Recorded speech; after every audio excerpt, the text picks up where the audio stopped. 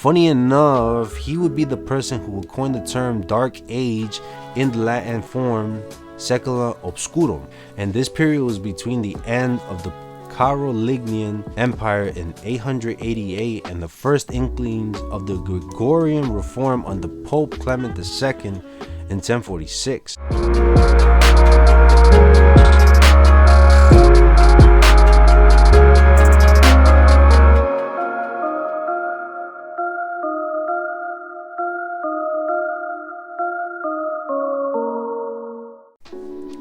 What is up, familia?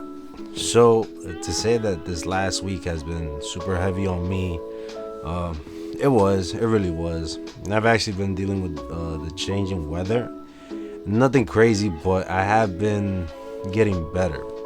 And now I actually feel a lot better now. So it seems like the constant work that never seemed to end caught up to me, and I think that also has something to do with this. So my point with saying all of this is to make this point: make sure you get your rest and make sure you get adjusted to the weather change. At least me being up here in New York City, I've been seeing the change in weather, and like I mentioned numerous times, this is still one of my favorite times of the year because of the change in weather, but I gotta be careful. So today we will finish the list of the Venerables in this series of They Inspired Me. We are still not done with this series, however, because we will continue with the list of the servants of God. So let's get started. Today's gospel inspiration comes to us from the book of Psalms, chapter 147, verse 3. He heals the brokenhearted and binds up their wounds. Our latest venerable on this list is Venerable Ignacia Del Espiritu Santo. Her birthday is piously celebrated on February 1st, 1663, and she was born in Manila, Philippines. It seems that the date for her birth is not clearly stated, and so this date was selected based on the cultural customs of the Spanish era. Only her baptismal record is present, and this states that she was baptized on March 4th, 1663. Her parents were expecting her to get married at 21 years old, but this is not the path that she would take. Ignacia sought religious counsel from Father Pablo Klein, who was a Jesuit priest. He would direct her through the spiritual exercises of Saint Ignatius of Loyola, from which she would draw her apostolic devotion and her piety. And after this period of solitude and prayer, Ignacia decided to pursue her religious calling, which was described as to remain in the service of the Divine Majesty and live by the sweat of her brow. A Spanish law present at that time prohibited the native Filipinos to enter the religious life. Ignacia was obviously against this, and she started working to change this. She began to live alone in the vacant house at the back of the Colegio Jesuita de Manila, the Jesuit headquarters. And during this whole time, she continued to lead a life of public prayer and labor. This would inevitably attract other laywomen to live with her.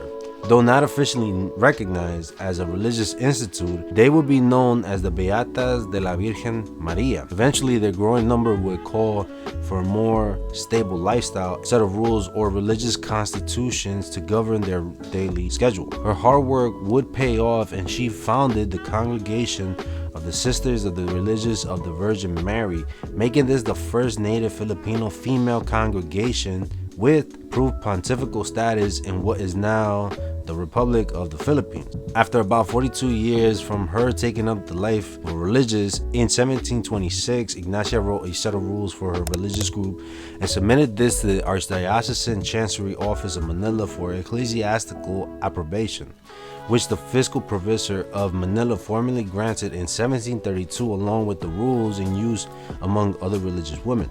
Ignacia, now 69 years old, decided to resign as Mother Superior of the order and lived as an ordinary member until her death at 85 on September 10, 1748. She died on her knees after receiving Holy Communion at the altar rail of the old Jesuit Church of San Ignacio. On February 1st, 2008, Archbishop of Manila, Cardinal Gaudencio Rosales, presided over the promulgation, which officially accorded Ignacia the title of Venerable at the minor basilica of San Lorenzo Ruiz in Binondo, Manila. Our second Venerable on the list today is Mary Potter.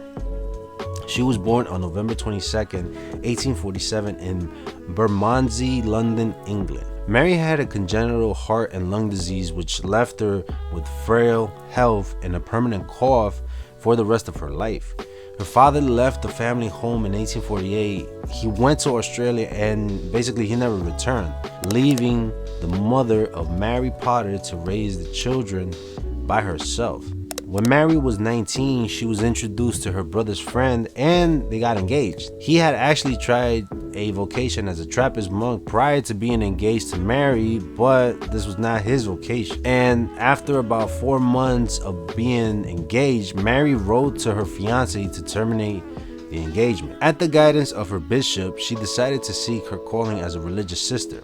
And on December 7th, 1868, she arrived and met with the religious sisters. After some discussion, the sisters suggested to Mary that the next day, the Feast of the Immaculate Conception, would be a great day to receive her as a postulant. But this would be a decision that would not pan out. Mary was ill-prepared to enter the religious life so suddenly.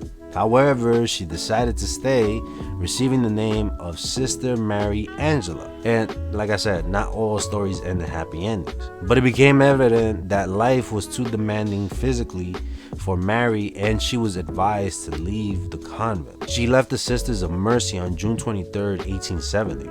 Mary sought spiritual advice from a Monsignor John Virtue, newly arrived in Southsea as a military chaplain. Mary asked him to guide her. She wrote a ton of letters to Virtue, which are now at the Propagandae Fide archives in Rome. Mary wrote to the Monsignor, "I cannot but feel I have had a call from God to devote myself to help save souls in their last hour. I have been drawn so strongly to pray for the dying." The date of the opening ceremony of her first convent was Easter, April 2nd, 1878, and she was soon joined by other young women in this poor area called Hyacinth Green.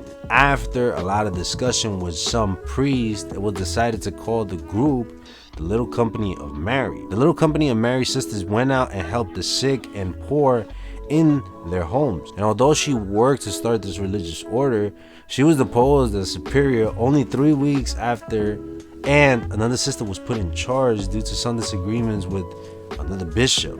Mary Potter died on April 9th, 1913. In 1988, Pope John Paul II declared Mother Mary Potter venerable. In 1997, her body was returned to England, and she now rests in the Cathedral of St. Barnabas, Nottingham. And our last venerable in this list of venerables is Venerable Caesar Baronius. He was born on August 30th, 1538 in Sora, Duchy of Sora. In October 1556, he was educated at Raleigh and Naples, where he commenced his law studies. He would obtain his doctorate in canon law and civil law. After this great accomplishment, he became a member of the Congregation of the Oratory in 1557 under the great Saint Philip Neri. He was ordained to be subdiaconate on December 21st, 1560, and later to the diaconate on May 20th, 1561.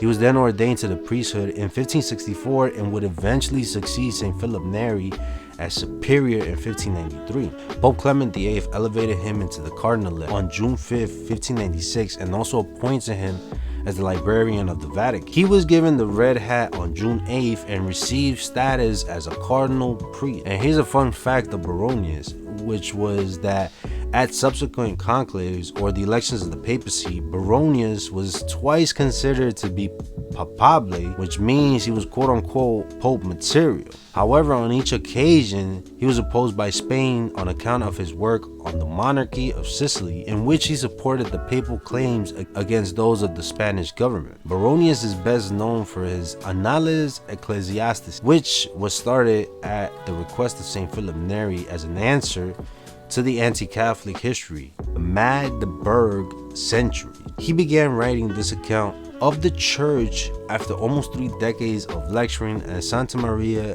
Vallecicella. And in this book, he treats history in chronological order and keeps the theology kind of like in the background. Lord Acton called it the greatest history of the church ever written. Funny enough, he would be the person who would coin the term Dark Age in the Latin form Secula Obscurum, and this period was between the end of the Carolingian Empire in 888 and the first inklings of the Gregorian reform under Pope Clement II in 1046. Baronius died in Santa Maria in Vallecilla in Rome on June 30th, 1607, and he was buried in that same church.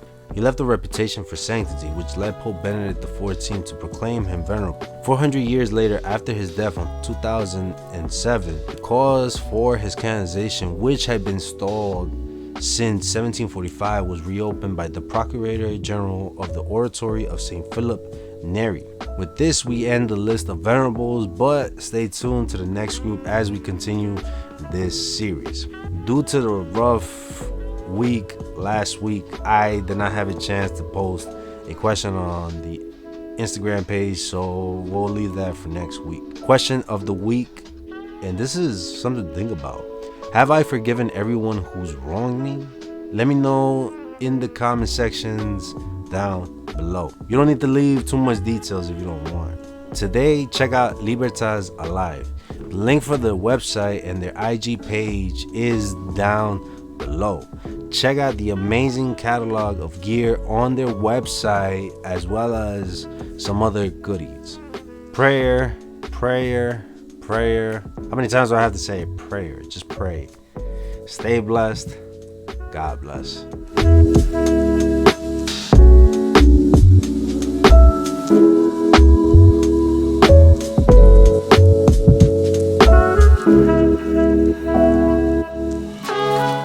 Thank you for making it again to this part of the video, and like always, I truly appreciate everyone who watches these videos. It means a lot. Check out these other videos from the channel here, and hit the subscribe button to stay up to date with all the new content. Make sure you stay safe, and I will see you all in the next video.